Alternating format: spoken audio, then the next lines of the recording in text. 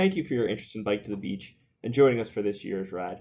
We're excited about the event starting next week and for our group ride offering on September 5th. We appreciate your patience and flexibility as we've worked with all of local jurisdictions to try to plan the safest, most fun, and ultimately most impactful event possible for the autism and disabilities community. Over the course of this presentation, we're going to go through a brief overview of your options, a few things to think about before the ride, the advocacy challenge that we're offering, and then ultimately the cycling options both for the week of the event and for September 5th. First, an overview of our ride options. We're offering two different options. First, a completely virtual experience. For that virtual experience, you can ride anytime between August 30th and September 5th. All those miles will be solo or in designated pods, which we'll touch on later, and all the miles will be tracked on Strava in your portal. Again, we'll touch on how to link Strava to your portal and exactly what Strava is a little bit later in the presentation. For our hybrid riders, you'll be doing a portion of the ride virtually anytime between August 30th and when you arrive in Woonsocket on September 5th, and then you'll do a portion of your miles in our group ride throughout Rhode Island on September 5th, covering 63 miles. That ride will have departure times at both 9 a.m. and 10 a.m. All of our riders, virtual and hybrid, will have a shared experience of our week-long advocacy challenge. This is a series of small tasks triggered in your fundraising portal that will give us a shared experience as we try to advocate for our community and our cause, and as we work to raise awareness for autism and disabilities. The virtual event, as I mentioned, will include both the advocacy challenge, which is 7 advocacy goals that will be emailed out as daily reminders, or they can be done all at once. And so a few social media actions to be taken, such as sharing why you ride or a finish line photo after you complete your miles. All of these actions are single click, easy activities for you to do, small reminders for both the community and those around you about why you're advocating for the autism and disabilities community. For the virtual event, your riding options will be to sign up for a 150 or 25-mile ride where you ride anywhere throughout the week, have those miles tracked, and then you'll ride your way up the leaderboard as those miles are marked off. For the hybrid event, again, you'll also be taking part in the shared advocacy challenge so that all of our participants, no matter what they're doing, are at least sharing a portion of the event, which is most important, that advocacy, fundraising, and impact, with those 7 daily activities that again can be done throughout the week with our daily reminders or all at once. Our hybrid riders will be doing those 37 miles before we meet in Woonsocket, and they'll be doing 63 miles along our traditional route, similarly being counted and added to their portal miles. A few things to think about before the event. As opposed to our typical packet pickup experience, where we all come together, this year, all packets will be mailed to participants on August 27th. Riders that sign up after that date will have jerseys mailed as soon as possible, but they may be received after the event. In the packet, all riders will receive their jersey mailed to them. They'll also receive a reusable face mask that is Bike to the Beach branded for you to use throughout the week and as you take pictures and into the future. Riders will also receive any awards that they have for the ride that are normally handed out at the finish line. If you've raised $250, you'll receive sunglasses. If you raise $500, you'll receive both sunglasses and your finisher t-shirt. Riders that have participated in past rides or that hit different benchmark fundraising goals will also receive awards and pins for those accomplishments. All participants will receive their 2020 ride pin that they can put on their saddlebag, backpack, or other item to show their pride in completing the event. A bit different than other years, safety bracelets and material will be handed out at the starting line. That way we can ensure that everybody that has a safety bracelet on will pass the day of temperature screening and will have filled out their COVID symptoms liability waiver. Before the event, it's also important that you set up to have your miles tracked on Strava in your portal. The good news is a Strava account is free. Once you have that free Strava account, it's just a few clicks to set up to link your portal to the Strava account. You see here, you go down to fundraising, click on the Virtual Ride and Advocacy Challenge, select to opt into the Virtual Ride and Advocacy Challenge, set your goal for miles, and then integrate with your Strava account. Once you give that authorization, all of your miles will be tracked that week into your portal, and you'll ride your way up the leaderboard as you reach both your goal and see how you compare to other individuals reaching their goal.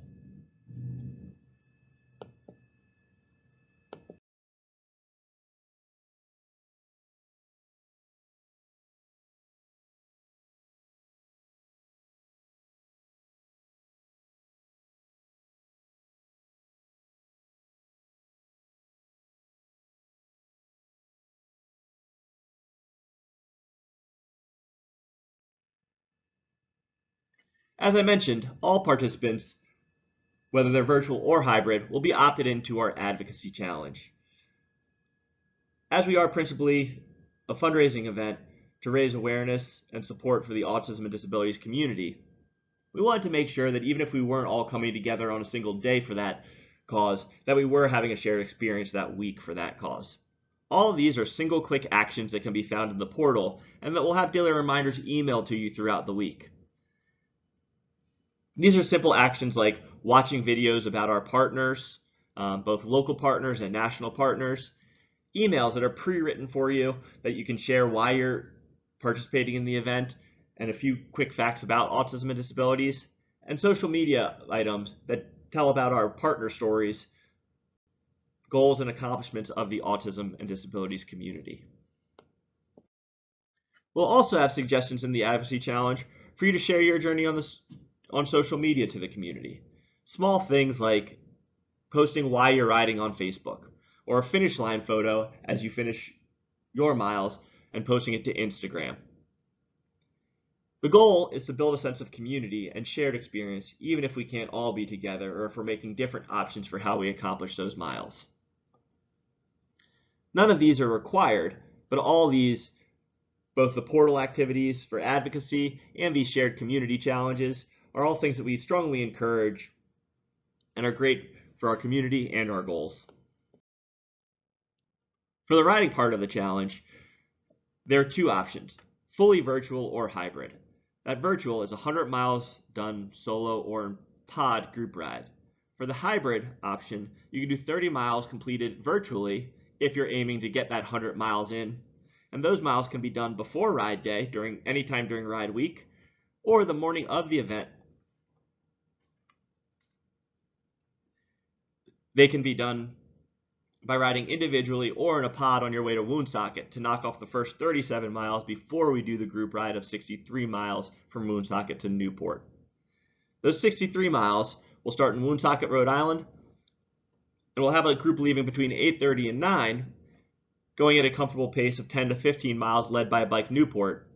And then Ben and I will leave a group out close to 10 that's going at more steady 15 to 20 mile per hour pace, but making sure that we're not dropping anybody or leaving people behind. As I mentioned, throughout the week and the morning of, we are strongly encouraging pod rides.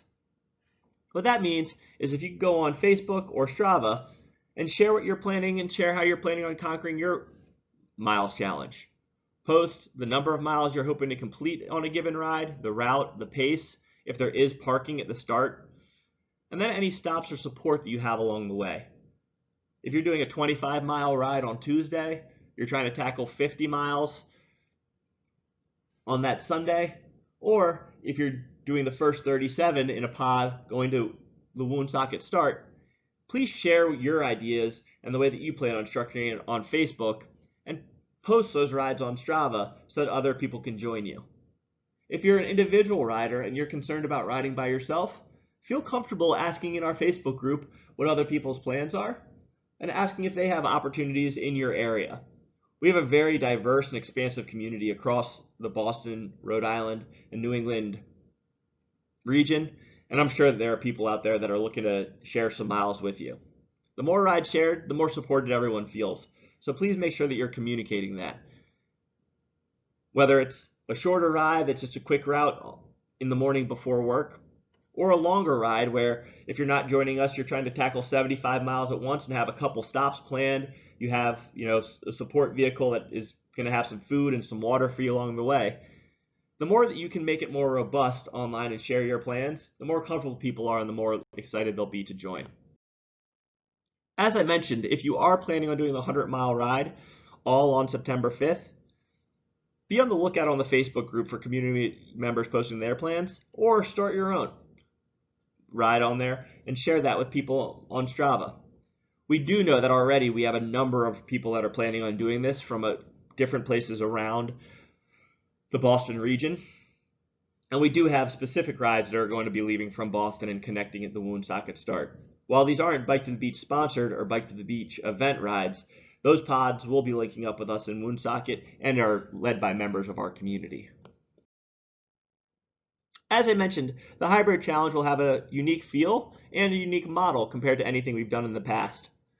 You'll see here in these pink lines, people can start from anywhere that they feel comfortable. You could start in Bristol and bike up a portion and meet us in Woonsocket. You could start in Framingham or downtown Boston.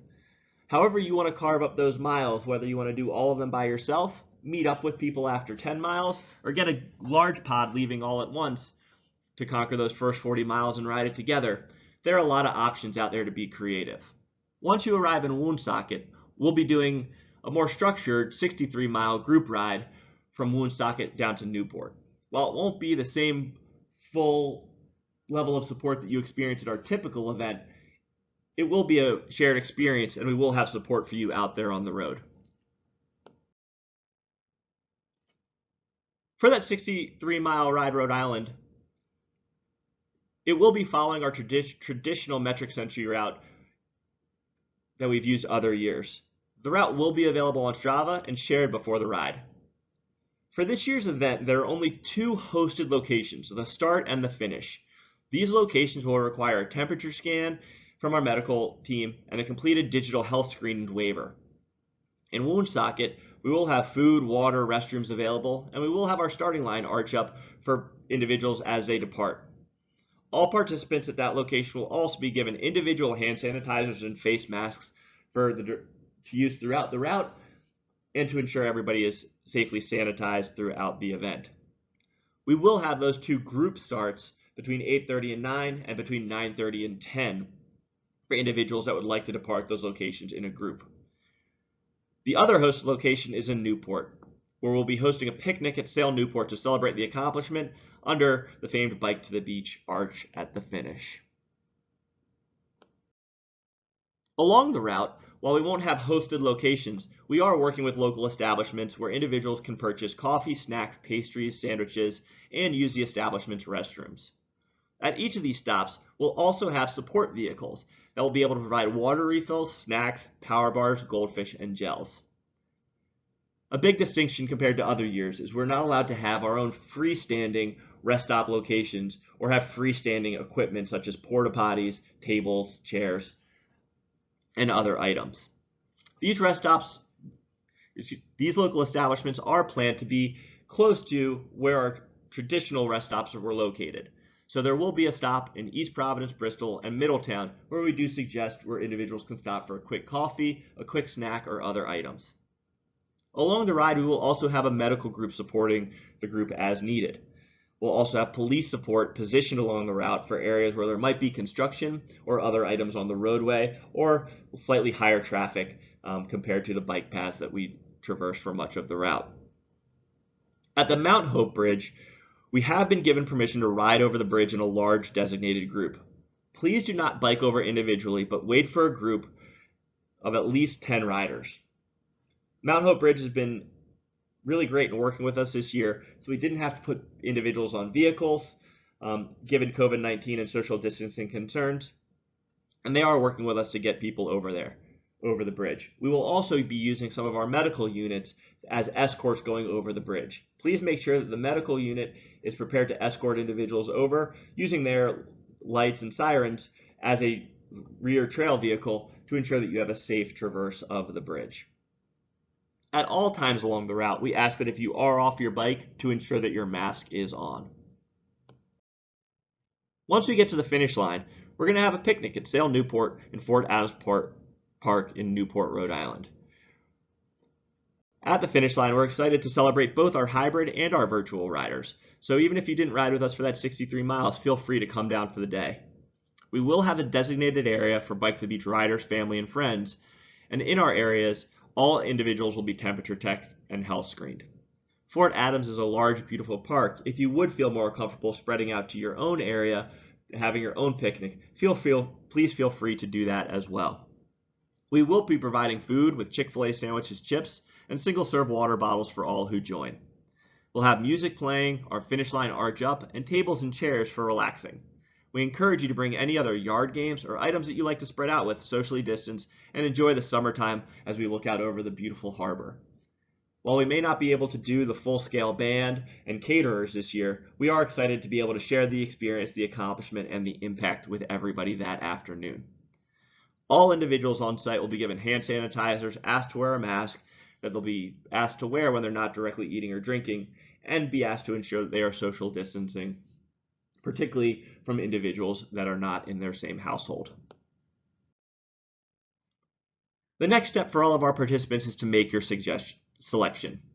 Go to biketo-the-beach.org/new-england-ride-options, or go to our homepage and you'll see the banner to make the selection at the top of the page to let us know whether you're planning on doing your miles fully virtually or if you plan on joining us for our group ride.